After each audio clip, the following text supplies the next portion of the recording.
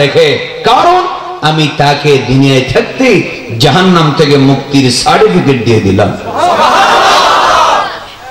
আমার ভাইরা মনোযোগ, শুধু তা নয়, আবু বকর সিদ্দিক রাদিয়াল্লাহু তাআলা ইসলাম ধর্ম গ্রহণ করলেন।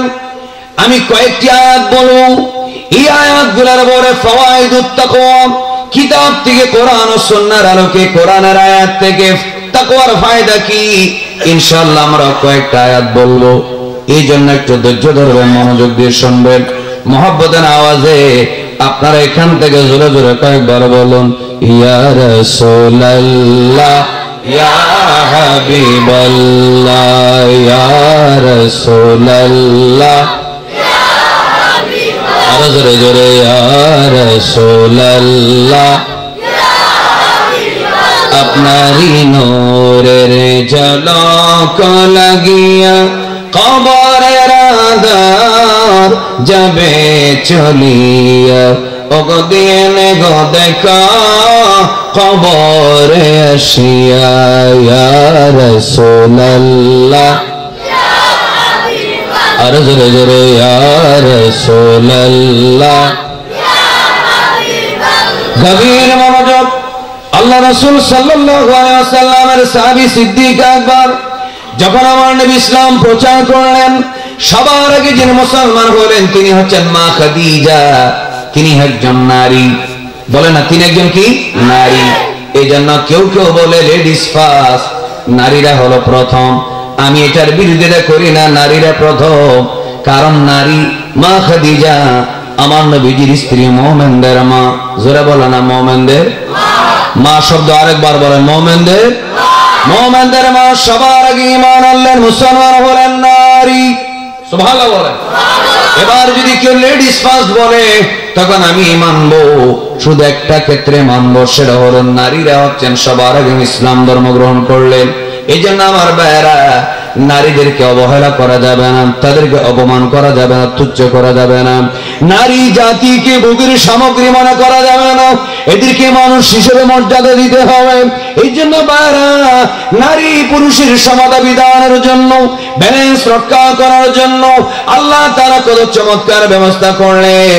সবার আগে নারী কলেমা পড়ে মুসলমান হলো, কিন্তু এই জন্য নারীরা যদি অহংকার করে তাদেরকে জবাব দিয়ে দিবেন, নারী যদিও সবার আগে মুসলমান হলো, কিন্তু ইসলাম যিনি নিয়ে আসলেন তিনি হচ্ছেন পুরুষ, আমার নবী। একটু মহব্বতে বলেন ঠিক কিনা? যিনি ইসলাম এনেছেন, আপনারা জোরে বলুন, ইসলাম যারা এনেছেন, যারা ঈমানের দাওয়াত দিয়েছেন, কোন নবী কি নারী ছিলেন? কথা বলেন না কেন, কোন নবী কি নারী ছিলেন? আল্লাহ ব্যালেন্স রক্ষা করেছেন। আমি এখানে নারী পুরুষ আলোচনা উদ্দেশ্য নয়, আমি এখানে আপনার উদ্দেশ্য হলো আল্লাহ ব্যালেন্স কিভাবে রক্ষা করেছেন দেখেন। পুরুষরা যেন অহংকার না করে, এই জন্য শ্রেষ্ঠ নবী, প্রথম উম্মত আল্লাহ নারীকে বানালেন। আর নারীরা যেন অহংকার না করে, নারীকে ঈমানের দাওয়াত আল্লাহ পুরুষ দ্বারা দিলেন। একবার জোরে জোরে বলেন মারহাবা। মা খাদিজা রাদিয়াল্লাহু তাআলা মুসলমান হলো। এরপর আল্লাহর নবীর চাচাতো ভাই, শুধু চাচাতো ভাই বললে হবে না, যাকে ছোট থেকে চাচাত থেকে নিয়ে আল্লাহ রাসূল নিজেই নিজের মতো করে লালন পালন করলেন, উনি হচ্ছেন মাওলা আলী শের খোদা রাদিয়াল্লাহু তাআলা। তিনি মুসলমান হলেন নাবালেগ অবস্থায়। আর বালেগ অবস্থায় যিনি মুসলমান হলেন তিনি হচ্ছেন বয়স্ক মানুষের মধ্যে, যার বয়স ছিল 38 বছর, বয়স্ক পুরুষের মধ্যে প্রথম মুসলমান তিনি হচ্ছেন হযরত আবু বকর সিদ্দিক রাদিয়াল্লাহু আনহু। একবার জোরে জোরে বলেন মারহাবা। আপনাদের খারাপ লাগে? যত সামনে যাবেন দেখবেন আল্লাহ রাসূলের পাগল সাহাবীরা কেমন ছিলেন। একটু জোরে বলুন, আমরা শুনে জেনে আমরা কলিজা ঠান্ডা করতে চাই না? আবার শুনুন, আল্লাহ রাসূল সাল্লাল্লাহু আলাইহি ওয়াসাল্লামের চেহারা মোবারক দেখে এবার আপনাদেরকে একটা কথা জিজ্ঞেস করতে চাই। আমি এই যে কোরআনুল কারীম বুকের মধ্যে নিলাম, আমি ওলামায়ে কেরাম আমার বামে, ওনাদেরকে দিক দিকে তাকাইলাম, আমার ডানে ওলামায়ে কেরাম, পিছনে কয়েকজন আলেম আছে। আলহামদুলিল্লাহ বলে। হয়তো হতে পারে এই মাহফিলের, এই প্যান্ডেলের মধ্যে হয়তো মাদ্রাসার ছাত্র আছে। যদি আলেম ওলামাকে যদি আমি প্রশ্ন করি, ও হুজুর বলে দেন, ও ইসলামী আলোচক, ও ওগো মাদ্রাসার মুহতামিম মুহাদ্দিস শিক্ষক মুফতি আল্লামা বক্তা খতিব, আপনি বলুন এই যে কোরআন, এই কোরআনুল কারীম 30 পারা কোরআনুল কারীম দেখার আগে সিদ্দিক আকবর মুসলমান হলেন নাকি দেখার পরে মুসলমান হলেন? আমার ভাইরা মনোযোগ, এই সমস্ত আলেম ওলামারা সবাই বলে দিবে মা খাদিজা রাদিয়াল্লাহু তাআলা যখন মুসলমান হলেন তখন এই 30 পারা কোরআন নাজিল হয়নি। এই 30 পারা কোরআন নাজিল হয়নি। যখন মা খাদিজা মুসলমান হলেন 30 পারা কোরআন নাজিল হয় নাই। সিদ্দিক আকবর যখন মুসলমান হলেন তখন 30 পারা কোরআন নাজিল হয় নাই। মাওলা আলী শেরে খোদা যখন মুসলমান হলেন 30 পারা কোরআন নাজিল হলো না। আমার ভাইরা এবার যদি বলি হুজুররা আপনারা বলুন 20 পারা নাজিল হলো কিনা? ওলামায়ে কেরাম বলবে, মাদ্রাসার মুফতি মুহাদ্দিস মুহতামিম বলবে 20 পারা কোরআন নাজিল হলো না। এবার যদি বলি মা খাদিজা যখন মুসলমান হলো, আবু বকর সিদ্দিক যখন মুসলমান হলো, কালেমা বড় বড় যখন বললাম ফিদাকা বি ওয়া আম্মি ইয়া রাসূলুল্লাহ, আমার বাবা আপনার কদমে কুরবান, ইয়া রাসূলুল্লাহ আমার মা আপনি নবীজির কদমে কুরবান। এবার যদি বলি আলেমরা আপনারা বলেন হযরত সিদ্দিক আকবর যখন মুসলমান হলো তখন কি 20 পারা কোরআন নাজিল হলো? ওনারা বলবেন তখন 20 পারাও নাজিল হয়নি। এবার যদি বলি ওলামায়ে কেরাম বলেন এই সিদ্দিক আকবর যখন মুসলমান হলো তখন কি 10 পারা কোরআন নাজিল হলো? ওলামায়ে কেরাম বলবেন 10 পারা কোরআন নাজিল হয়নি। মা খাদিজা মাত্র 5টি আয়াত দেখার পর ইসলাম ধর্ম গ্রহণ করলেন। হযরত সিদ্দিক আকবর টোটাল 1 পারা কোরআনও দেখে নাই।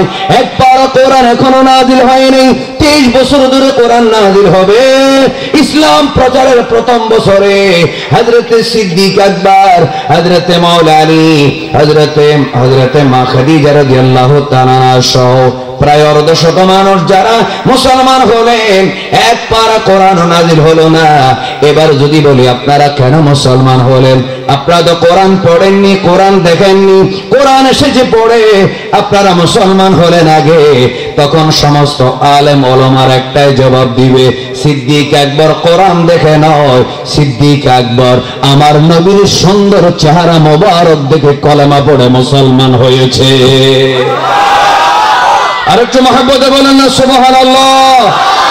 মহব্বতের আওয়াজে চিৎকার দিবেন আল্লাহু আকবার, জোরে ইয়া রাসূলুল্লাহ। ওলামায়ে কেরামকে জিজ্ঞেস করেন 30 পারা কোরআন তখনও নাজিল হয় নাই তো? 20 পারাও তো নাজিল হয় নাই তো? 10 পারাও নাজিল হয় নাই তো? 5 পারাও নাজিল হয় নাই তো? টোটাল 1 পারাও তো নাজিল হয়নি। 1 পারা নয়, আধা পারা, 1 সূরা, 2 সূরা, 1 পৃষ্ঠা, 1.5 পৃষ্ঠা নাজিল হয়েছে। তাহলে এরা কেন মুসলমান হলো? গোটা কোরআন আমরা পেলাম, কোরআনের আলহামদুলিল্লাহর হামজা আলিফ থেকে নাসের সিন পর্যন্ত একটা হরফ জার জবর নুক্তাকে যদি কেউ অস্বীকার করে, অমান্য করে, তুচ্ছ করে, অবজ্ঞা করে, অস্বীকার করে সে কাফের। ইসলাম মানি না বললে যেমন কাফের। কোরআনের একটি আইন, একটি হরফ, একটি হরকত না মানলেও কাফের, সমানভাবে কাফের। কিন্তু যদি বলা হয় আমরা কোরআন পেলাম, কোরআন মানলাম, কোরআন মানতেই হবে, মানা ছাড়া কোনো উপায় নেই। সিদ্দিক আকবর রে আপনি তো কোরআন পড়েননি, ওগো মা খাদিজা কোরআন তো তখনও গোটা নাজিল হয়নি, কেন মুসলমান হয়েছে? তখন সিদ্দিক আকবর বলে আমার নবীজির সুন্দরতম চরিত্র দেখে আমরা মুসলমান হয়ে গেছি। বলেন আপনাদের মধ্যে কি কোনো সন্দেহ আছে? এজন্য আল্লাহ তাআলা কত চমৎকার করে বলেন লাকাদ কানা লাকুম ফি রাসূলিল্লাহি উসওয়াতুন হাসানাহ। সুবহানাল্লাহ বলবেন না? আপনাদের কি অসুবিধা হচ্ছে? দেখেন আমি আদবের সাথে কোরআন ধরেছি, অনেকে কোরআন নিয়ে এভাবে এক হাতে ধরে, আমি আদবের সাথে ধরেছি। আলহামদুলিল্লাহ বলেন। আমরা ইনশাআল্লাহ যদি প্রয়োজন হয় আমরা কোরআনের আয়াত দেখে দেখে আমরা ওদেরকে ইনশাআল্লাহ বুঝিয়ে দেব। একটু জোরে বলেন না সুবহানাল্লাহ। এই জন্য আল্লাহ তাআলা কোরআন যিনি বুঝাবেন তাকে পাঠালেন 40 বছর আগে, আর কোরআনকে পাঠালেন 40 বছর পরে। আর একটু জোরে বলেন। যিনি কোরআন শিক্ষা দিবেন ওনাকে পাঠালেন 40 বছর আগে, আর কোরআনকে পাঠালেন 40 বছর পরে। একটু জোরে বলেন না মারহাবা। তাহলে সাহাবে কেরাম আমার নবীজির চেহারা মোবারক দেখে কালেমা পড়ে মুসলমান হয়েছে। সুবহানাল্লাহ বলুন। আমার ভাইরা মনোযোগ, শুধু তা নয়, হযরত সাইয়্যিদুনা সিদ্দিক আকবর রাদিয়াল্লাহু তাআলা কেমন একজন ভাগ্যবান সাহাবী ছিলেন, কেমন মুত্তাকি ছিলেন। আমরা কয়েকটা হাদিস ইনশাআল্লাহ দেখব, তখন তাকওয়া কাকে বলা হয়, মুত্তাকি কাকে বলা হয় আমরা ইনশাআল্লাহ বুঝবো। আল্লাহ তাআলা প্রিয় নবী সাল্লাল্লাহু আলাইহি ওয়াসাল্লাম একদিন রাসূল করিম সাল্লাল্লাহু আলাইহি ওয়াসাল্লাম এই বিশাল একটা সাহাবে কেরামের সম্মেলনে বলেন, আমার সাহাবীরা বলুন, মান আসবাহা মিনকুম আল-ইয়াওমা সাইমা, ইয়া আমার সাহাবীরা আজকের দিনে তোমরা কে রোজার নিয়ত করে আমি নবীর মজলিসে হাজিরা দিয়েছো বলো। সাহাবায়ে কেরাম সবাই চুপচাপ, কেউ কথা বলে না। হযরত আবু বকর সিদ্দিক রাদিয়াল্লাহু তাআলা দাঁড়ালেন। তিনি দাঁড়িয়ে মাথা নিচু করে বললেন, কারণ নফল রোজা সাহাবায়ে কেরাম কাউকে দেখাতেন না। একবার জোরে বলুন, আমরা ইবাদত করব কার জন্য? আপনি যদি দেখানোর জন্য যদি নামাজ পড়েন, এটা যদি ফরজ নামাজও হয়, তাহলে আল্লাহ কবুল করবে না। আল্লাহর জন্য পড়বেন, কিন্তু মানুষে দেখবে। মানুষ আপনাকে ফাসেক যাতে বলতে না পারে, বেনামাজি যেন বলতে না পারে, মানুষ দেখবে, কিন্তু দেখানোর জন্য পড়বেন না, পড়বেন আল্লাহর জন্য। সুবহানাল্লাহ বলেন না কেন?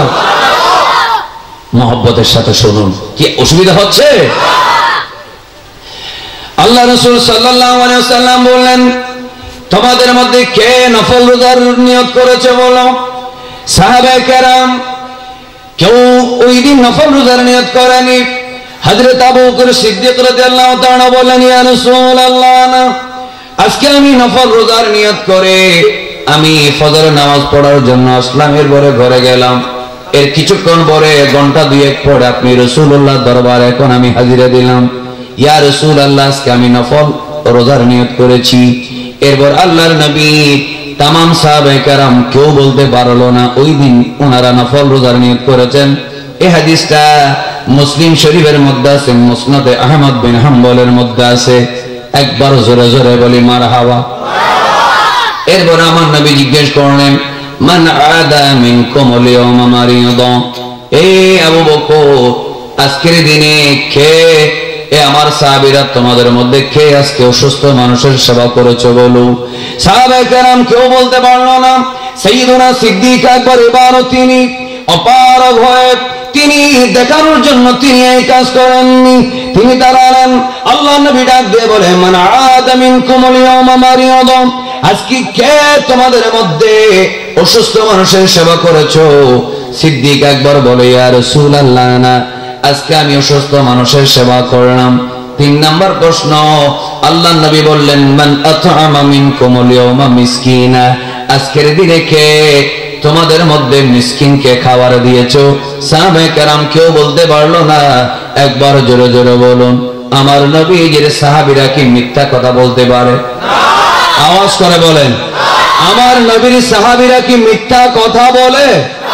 আস-সাহাবাতু কুল্লুহুম উদুল, আমার নবীর সমস্ত সাহাবীরা হচ্ছে না আদেল, ন্যায়পরায়ণ, সত্যবাদী। একবার জোরে বলুন না আল্লাহু আকবার। সাহাবায়ে কেরাম তো কেউ মিথ্যা কথা বলতে পারে না, এজন্য ওনারা বললেন না। হঠাৎ করে সিদ্দিক আকবর আবারও দাঁড়িয়ে গেলেন। আবু বকর সিদ্দিক দাঁড়িয়ে বলেন, ইয়া রাসূলুল্লাহ, না, আজকে আমি একজন মিসকিনকে খাওয়াইলাম। এরপর আল্লাহর নবী প্রথমে রোজার কথা বললেন, কোনো ব্যাখ্যা চাইলেন না। অসুস্থ রোগীর সেবা কে করেছ? ইনি বললেন, আমি করেছি, কোনো ব্যাখ্যা চাইলেন না। 3 নম্বরে যখন বললেন, আমি আজকে মিসকিনকে খাবার দিলাম, এবার আমার নবী বললেন, কখন দিয়েছো, সময় কোথায় পেয়েছো?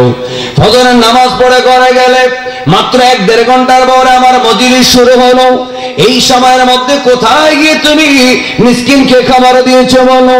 হযরত আবু বকর সিদ্দিক এবার বলে, ইয়া রাসূলুল্লাহ, আমি দান করলাম। আপনি বলেছেন ওই ব্যক্তি, যে ব্যক্তি রাজুলুন তাসাদদাকা বিহি, তাসাদদাকা, যে ব্যক্তি সাদাকা করে, হাত্তা লা তা'লামা শিমালুহু মা তুনফিকু ইয়ামিনুহু, ডান হাতে যা দান করলো, এটা যেন বাম হাতে না দেখে।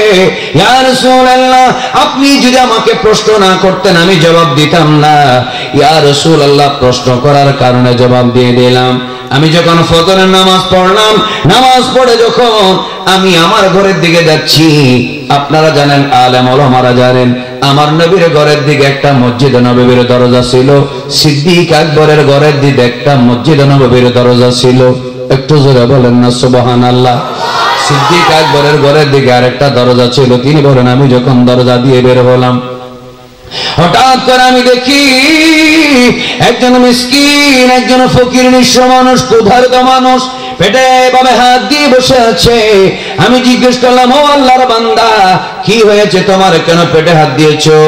বলে, আবু বকর, কয়েকদিন ধরে আমি ভালোভাবে খেতে পারি না, আমার খিদার যন্ত্রণায় আমার দম বন্ধ হয়ে যায়, এই জন্য আমি মসজিদ নববীর দরজার মধ্যে আমি বসে আছি।